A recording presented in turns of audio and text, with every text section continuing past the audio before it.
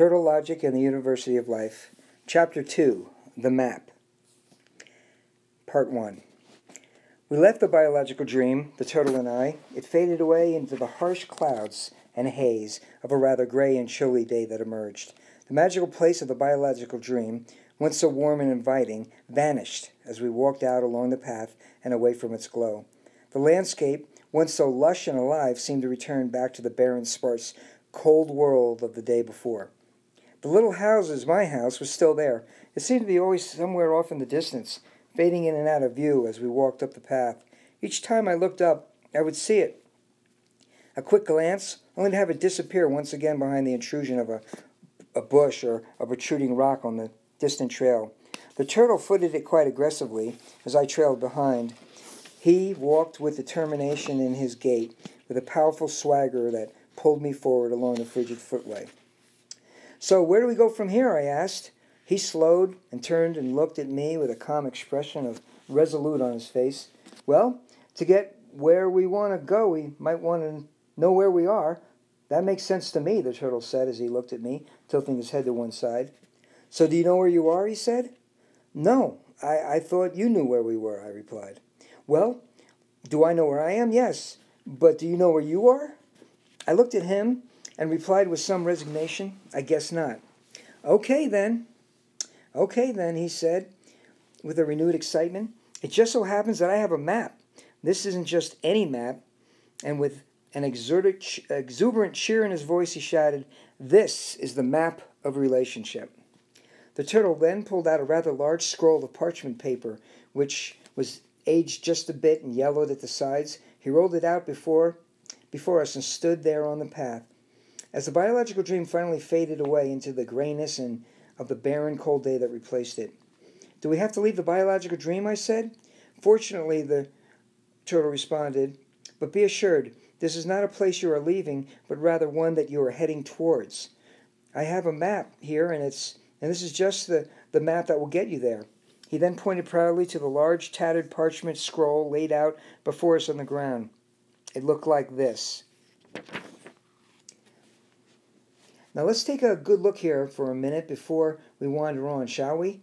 As he pointed to the map laying there in the gravel and the rock on the path.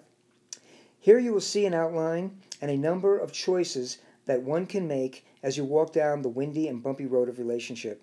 This is a general outline, mind you, a brief but exquisite look at where we can all go, where you may have been, and the possibilities of the in-between.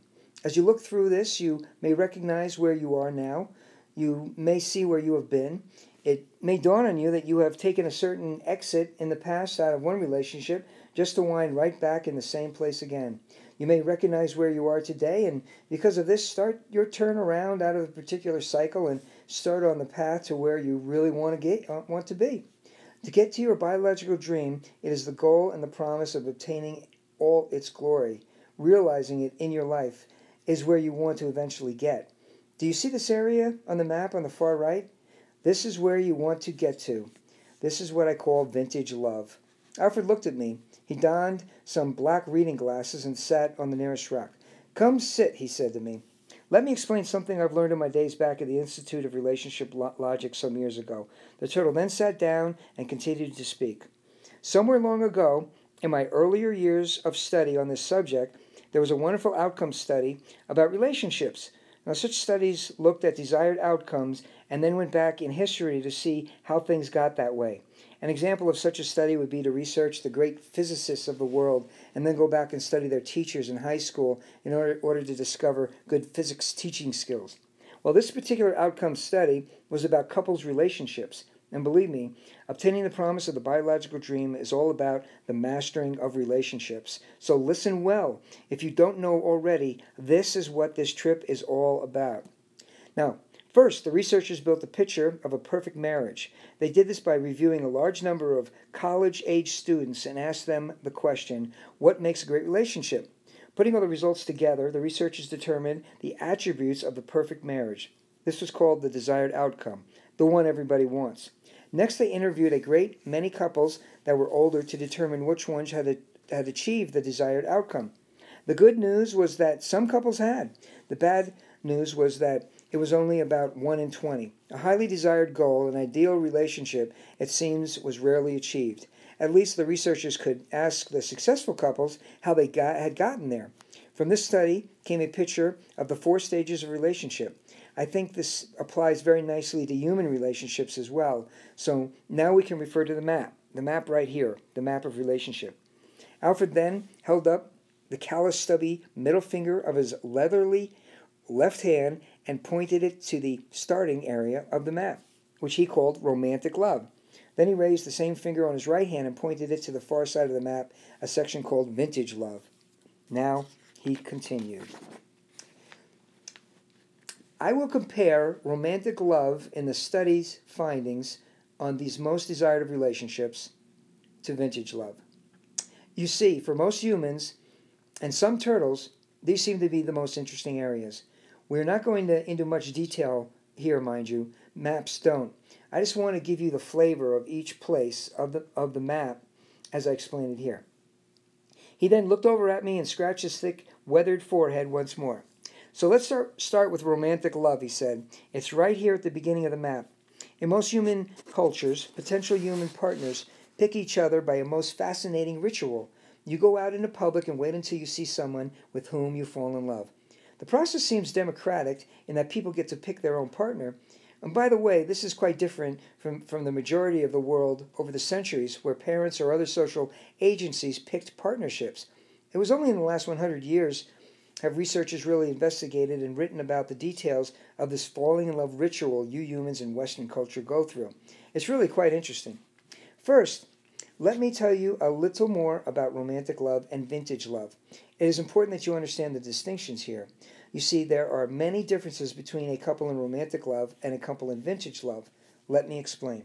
Both romantic love and vintage love feel really good. These are wonderful days for humans. Your culture tends to speak a lot of the romantic highs, and romantic love feelings are chemical in nature, and researchers have discovered that to a great extent, romantic feelings are brought on with the aid of a particular neurochemistry called PEA. Now, PEA gives you tons of energy, calms the nerves, raises the mood of the depressed, and radically raises the libido or sex drive. It seems the romantically involved person can work all day and play all night. Of particular interest to me is the rapid action of this drug called PEA. Now, the human brain's secretions increase rapidly when the loved one appears or is imagined. Those secretions drop rapidly when the loved one leaves or seems ready to go. This roller coaster effect is normal for people in the romantic period and easily gives them the impression that their partner is turning them on, so to speak. Of course, PEA is an effect of your biological system and is related to the desire you have to mate. PEA seems a powerful invitation for humans to get into bed and quickly get pregnant. Sadly, it is part of the mating process and the impulse, and the PEA effect will stop at some point. It never lasts. Hear that word, never, and breathe. In contrast, the delights of vintage loves comes from a different drug effect. These are called endorphins. Now, these endorphins result from the high one gets from many activities, including exercise. Endorphins are common in babies in the womb. This drug has a long-lasting effect and does not roller coaster, as do the good feelings of romantic love. Endorphins allow human couples to feel good when they are separate and when they come together. Endorphins have no time limit. They continue reliably for years. The turtle turned to me and said with a smile, romantic feelings are wild, spiky, and unreliable, while vintage feelings are warm, level, and durable. Another difference between romantics and vintagers is how much data they have about each other. Now, when humans experience romance, it is a time when you're falling in love with an image, a fantasy, that is evoked by the person you see. I love the person I dream of when I look into their eyes, you might say. You see, a person can fall in love with someone across the street walking the other way and fall out of love when they turn around.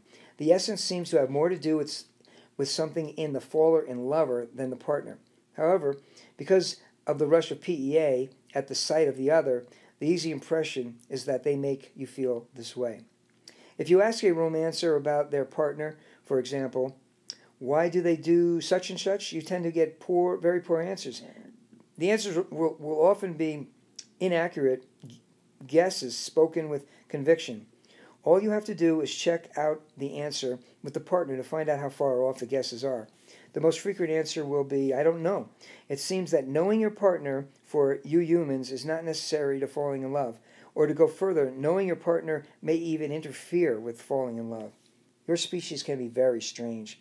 Now, take vintage lover. Alfred's eyes lit up a little. Vintage lovers started as romancers, you see, but they have grown to a point in their relationship where they know almost everything about each other. Now take a moment and think about how much work that must be. To go from knowing almost nothing, dumb as a post as I like to call it, to knowing everything. When people speak of marriage as being a lot of work, this is it. Now, two things have happened. Vintage lovers have become very good at explaining themselves to their partners. They have become very good at smooth communication. Vintage lovers have also discovered and understand a lot about themselves. Ever notice your partner do something which puzzles you? Even wondered why do they do that?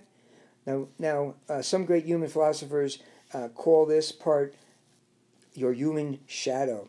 Others call it your unconscious. Whatever name it has, it is the collection of active mental material about yourself as a human that at this time you don't know about.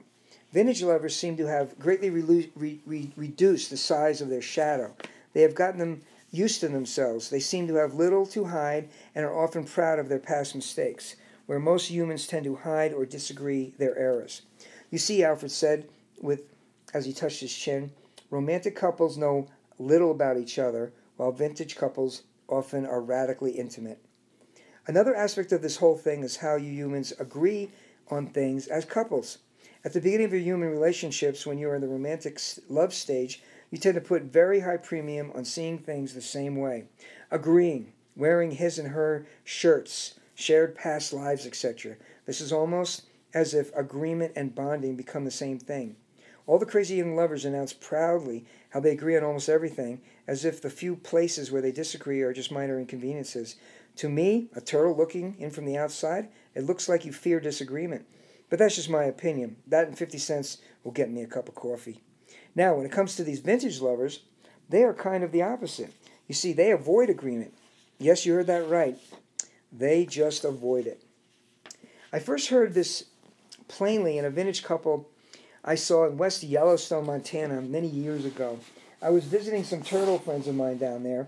I was in a convenience store getting some worms to eat for the day, and I came across this little old man. He came around the end of the aisle in the grocery section. His eyes lit up, his face glowed. He was looking for his wife, who was down the aisle, and who he probably had not seen for 5 minutes or so. That glowing face gave him away. Vintage lovers, I thought to myself. Well, I was so impressed with the glow between them that I asked them to have lunch with me. Now, they didn't really want any of my worms I had bought, and that was fine with me. So I sat out in front of the convenience store on a hollow log, and we talked. During the talk, I asked them how, over their 52 years together, they had come to deal with this thing called disagreement. Now, 52 years is not all that incredible in turtle years, mind you, but in human years, it was quite impressive. So I really wanted to hear what they would have to say about this. You see, when I first mentioned the word disagreement, the woman started into a long laugh. Then the man said, quite seriously, "Mr. Turtle, we believe that two people cannot possibly agree on anything." At that point, the woman came out with a giggle and added, "Yes, if two people are agreeing, you know that one thing is for sure. At least one of them is lying." Well, that gave me quite a lot of insight into how you humans work. As I continued to speak to the old man and the woman, it became clear to me that the issue of being able to disagree was a critical one. These old vintage lovers valued truth and data and had learned that in order to agree, one must suppress sharing information about differences.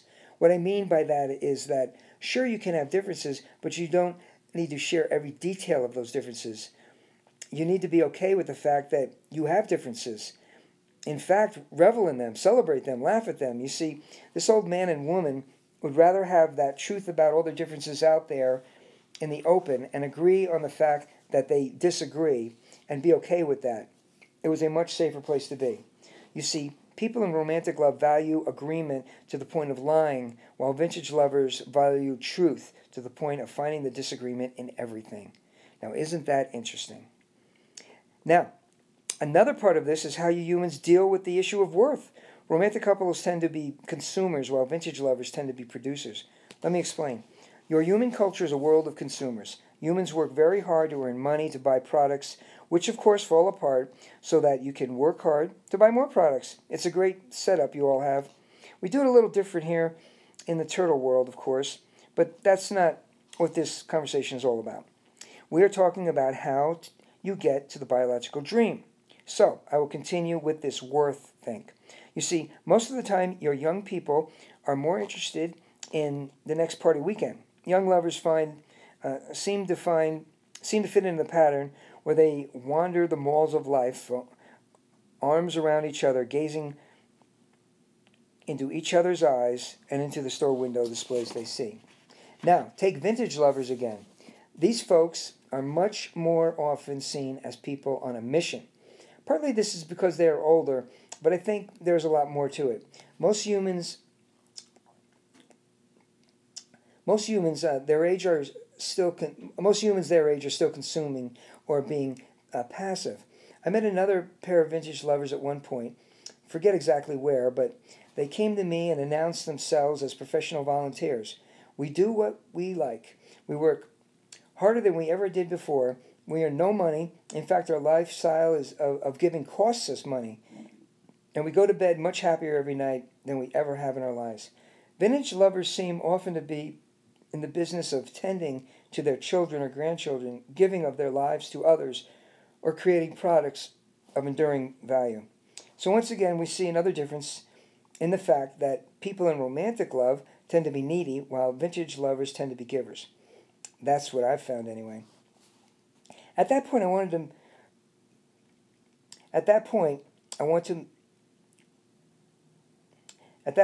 talk about these two stages,